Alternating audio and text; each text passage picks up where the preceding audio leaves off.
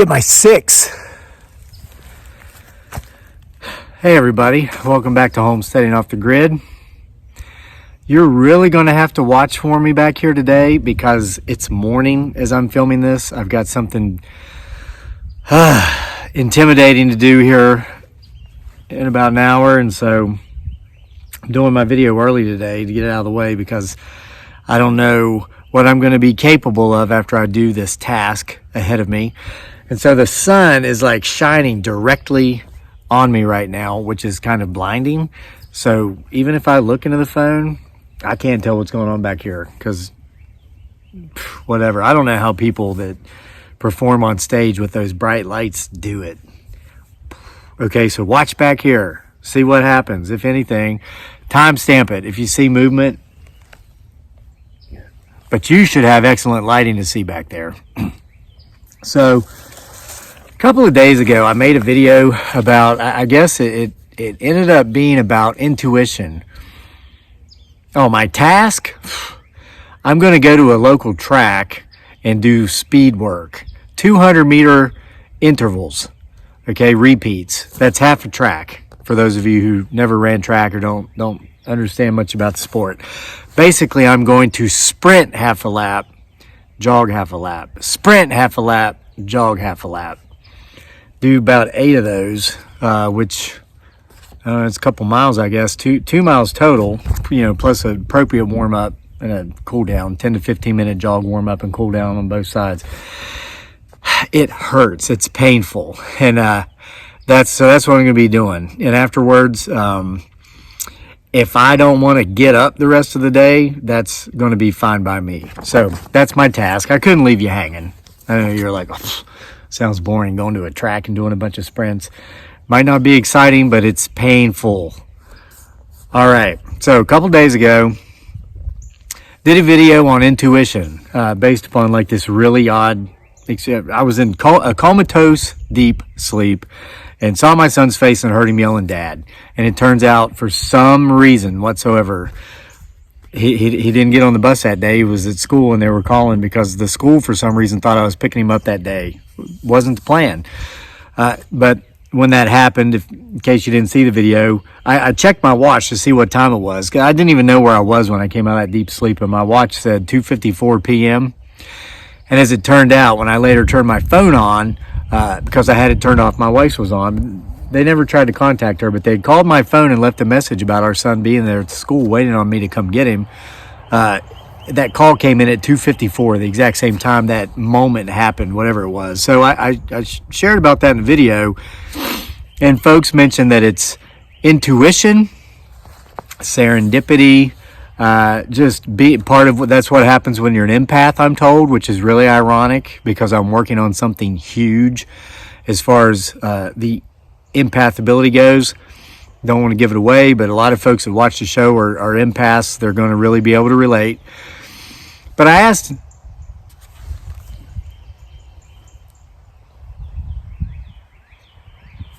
thought I heard footsteps. So I asked in the video for anybody who had had similar experiences to share those experiences, and I got quite a few, and I want to read some with you because the first one, when I read it, I thought, oh, I'm going to pin that. That's such...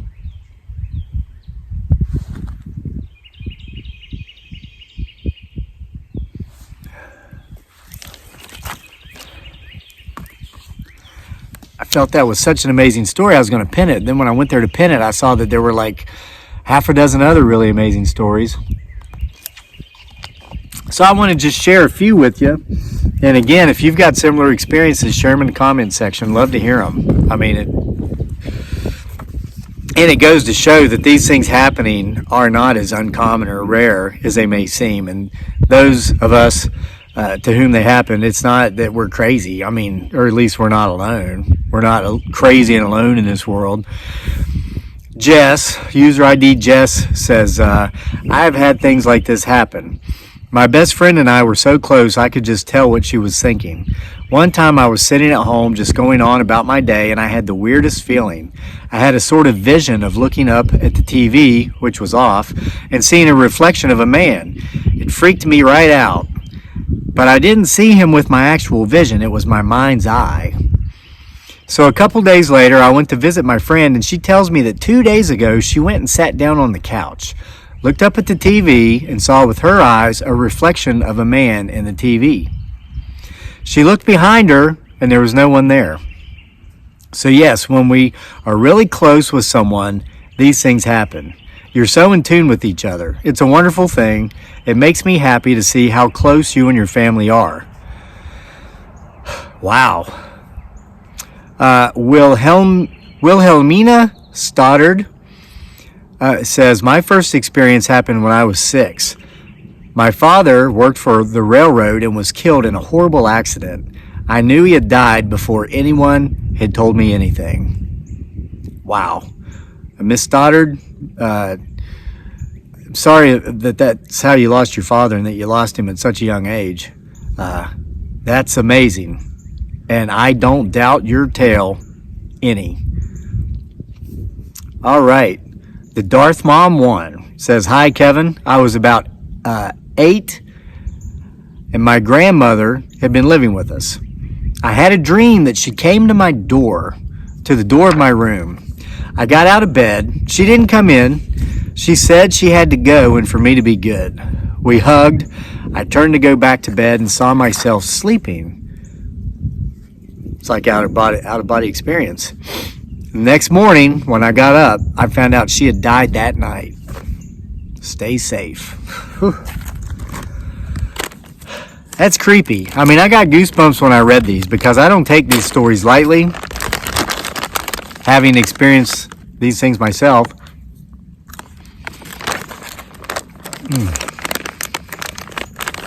You know, I can't stop eating these things. See that? Dearly's Kitchen. Authentic Filipino food. These are Dearly's delicious peanuts. We were absolutely amazed by how many of you ordered these things the first day they were listed. We almost sold out in a day. We're cautiously optimistic. They're going to be maybe sold out by lunchtime today. She's cooking more. That's good. You can get them from our Etsy store. The link's in the description box below. Made with fresh peanuts we get straight from regional farmers in Southern Virginia and Northern North Carolina. And of course, Dearly makes them with her family recipe, fresh garlic, cloves, salt. She's got to cook them twice. She boils them since they are a raw product, and then she sautés them in oil with the garlic and the seasoning she uses. Oh my gosh. Can't stop eating them. Not even long enough to make a video. I have to bring them with me. Jeez. I mean, it's not like I bring them for the purpose of some sort of shameless self-promotion. All right, moving on.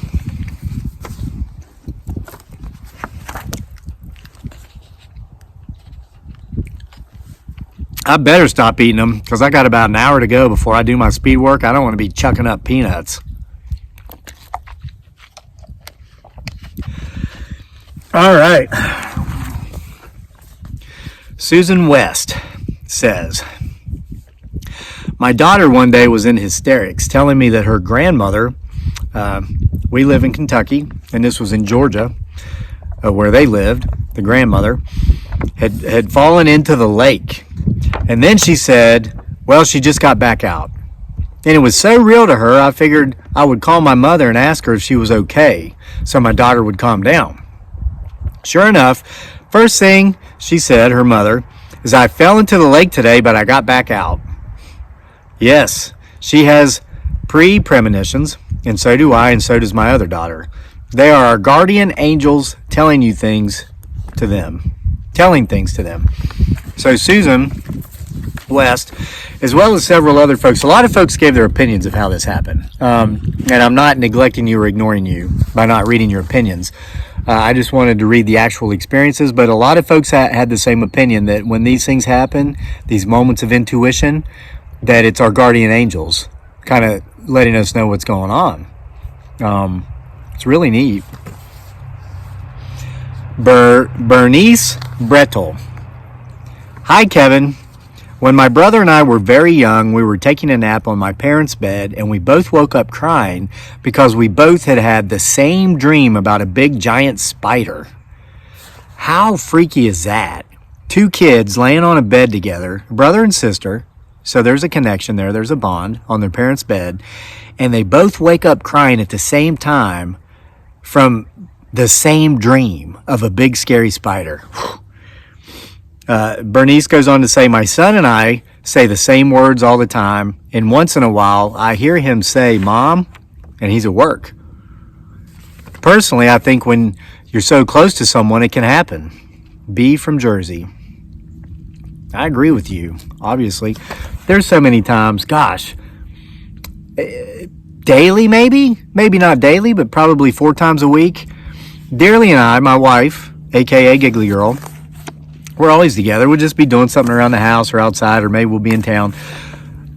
Maybe we'll have a conversation going about something, or maybe we won't. But one of us will say something completely unrelated to what it is we're discussing, and the other will say, wow, I was just thinking that same thing, and I was getting ready to say that to you. I mean, we might be out here gardening, pulling weeds, and I might say something like, hey, you remember that one beach we used to go to in the Philippines? And I'll name the place, the resort or whatever. And again, resort there is like a bamboo shack, and they sell beer, and you go to order one, and they have to run to the neighboring store to get it. So don't think it's like we were living high on the hog over there, okay? Oh, and you have to give them the money for them to go get it, or they don't have the money to get it. You know what I'm saying? And there's never any ice, and it's always warm. But that's an example. So something completely unrelated. So yeah, this happens. You start thinking about it. I know a lot of you are watching the video saying, well, yeah, the more I think about it, the more I realize that does happen. Okay, this is my last. These are so good and so available on our Etsy store. Links in the description box below. It's got to be it, though. I'm going to be eating them again. I'm doing my sprints here later.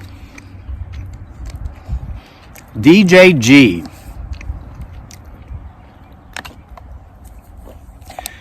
DJG has sat with family members and knew what they were going to say before they said it. It was unnerving at first, but over the years, DJG has come to accept it. Very similar to what I just described with me and Dearly, yeah. Betty Brooks from California. This is a good one. Listen to this. 3 days ago, my husband answered the phone, and he just said, picked up the phone and said, give me your location and how do I get there, before the person ever spoke. Well, it turns out it was their son, Jim, who I think he's my age. He might be a year younger, a year older, and who was a cross-country runner. It was Jim, and when he spoke, he said that 3 men had tried to carjack him. He escaped. He was shaken up, but thankfully he was okay. He asked his dad how he knew what he was about to tell him, and his dad said he just knew. Things happen, Betty says. I believe many people don't think about it. I was sitting here with my mouth open, shocked. Always listen. Best wishes. Betty from California. Lois Ann Crownover says, when my husband died, I was asleep in another room. He was on hospice and in a hospital bed at our home. I sat straight up at 4:54 a.m. and knew it was him. I went in and was there to hold his hand for his last breath. Now get this. He also woke up a very close friend across town at the exact same time. Lois, sorry to hear about the loss of your husband. Had to be painful, and I'm sure it still is. How amazing, though, and how wonderful that you had that experience, so you got to be there at the final moment. And how truly amazing that his bond with this friend across town was awakened at the same time. That's really amazing. Mike Arrington, even though he's a Virginia Tech Hokie fan, I'm not going to fault him. He lives down in Southwest Virginia. We're going to read his comment anyway. Still, hoping the Cavs defeat the Hokies every time we play. Mike Arrington says, Crazy Lake, it's not weird. Most humans have lost all or most of their sixth sense. Accept it for what it is and try to strengthen yours. I agree, Mike. That's one thing I'll agree. We probably agree on everything. This is like side railing here. I'm going to side rail. A lot of folks say they don't like it. A lot of folks say they do.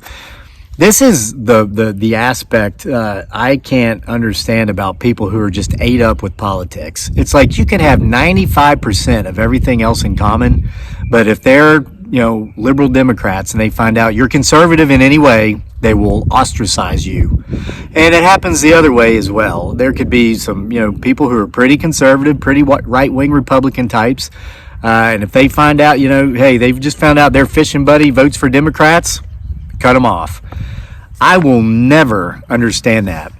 I don't view it as being any different than rooting for a different team. I mean, Mike Arrington roots for the Hokies. I root for the Cavs. I got a good neighbor and friend out here who went to Virginia Tech, roots for the Hokies. We get along great. I'm convinced that if you'll allow that small little 5% of a difference, especially when it's politics, separate you from someone with whom you share 95% of everything else in common, it's not so much that you're ate up with politics, it's that you're very mentally ill and probably need therapy. That's the only way to describe something like that. Mike Arrington, thank you for watching this channel, even though you cheer for the Hokies. I hope you continue to do so, brother. Moving on. I guess that comes up because of where I live, Charlottesville. Those of you who know the area know what I'm talking about. All right, Jane Wiley. My mom is 99 years old and is a seer of dreams. The gift was in her family and passed down to me and then to my youngest daughter. This one gets good. Listen. I could write a book on this subject. When we did our genealogy, we discovered that I am the seventh child of the seventh child of a seventh child.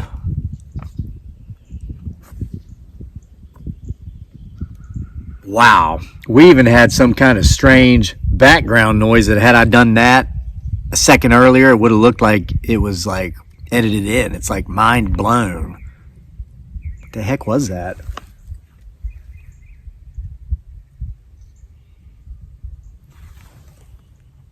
Followed by a scream coming from the forest. And hey, it's not an insult to say you're mentally ill and that you need therapy. There are times I get it. Okay? We all need a little bit of help sometimes. All the time. Hey, I'm not pointing a finger at you. I'm pointing three back at myself, all right? Melody Wellborn says, yes, I was napping at college and heard my mother call. Like her mother calling out for her. She and Daddy were returning, driving up Old Ford Mountain. There was a horrible wreck that took cars and 18-wheelers over the mountains. Two veterans attending my school were bringing people out as fast as they could. My parents were just 4 cars back from that horror. I didn't know they were safe. I sat by the phone in the dorm, willing her to call. Hours later, she did. I had felt she was safe, but really shaken. She was. Isn't that crazy? Without knowing, she knew her mother and father were in very close proximity to this accident. That reminds me, sitting in the dorm, waiting by the payphone for a phone call. I used to do that when this is 30 years ago when I was a freshman. I lived in the dorms the first year at the payphone. I was reminded of this the other night. My wife and I watched a movie, a couple weeks ago, The Butterfly Effect with Ashton Kutcher. Remember that one? They were college students through most of the movie, and it was showing the payphones in the dorms. And I just laughed because I hadn't seen that in 30 years. You know what I mean? It's hard to imagine what technology is going to be like in another 30 years, isn't it? Okay, Lucy G says that happens often to me and my husband and kids. It's called telepathy. Okay, so she's talking about that communication between her and her husband and the kids, like I was talking about me and Dearly. Just non-related topics to what we're doing or talking about just coming up. Isn't that really neat? All right.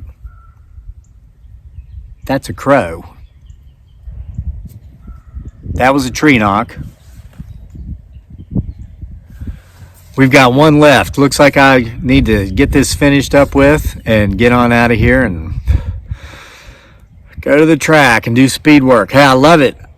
I tell you, when you're finished, it's like, yeah. And then when you got to do, it's going to take a few months, but it's going to give me that leg speed. So when I show up for races, I'm not just participating. What is it? I've got this new saying: don't participate, dominate. It's going to take a few months, but I will dominate. All right, L. Packard. I went outside one morning and started up my lifted Jeep XJ and let it warm up for a while. For some reason, I turned it off and took my dad's Honda Civic. I'd only driven it once before on my own because I just didn't prefer it. I left, and my mom, who had helped me get up, went back to bed. She said she heard my super young voice saying, "Mama, Mama." So I guess I'm taking L. Packard meant this, the voice from when they were a child, much younger. And the mother woke up a few minutes after I'd left. I had only made it a few minutes down the road, and it hit black ice and totaled the car. If I had taken the Jeep, I would have rolled over and over. I came out without even whiplash. But how crazy is it that my mom woke up right as I slammed into a tree? And now I'm hearing the frogs in the pond in broad daylight. This happened once the other day, just before many people noticed that we had company behind us. So,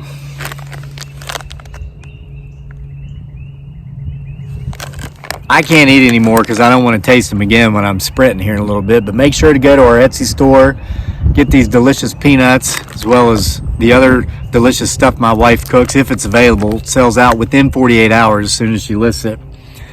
I've written a few books over there that ain't bad to read too. And if you get one from Etsy, I'll autograph it before I send it to you. With all that said, and again, if you've experienced moments of intuition like this, let us know about it, and we'll share them here with the audience, the viewers. We'll see you for more next time.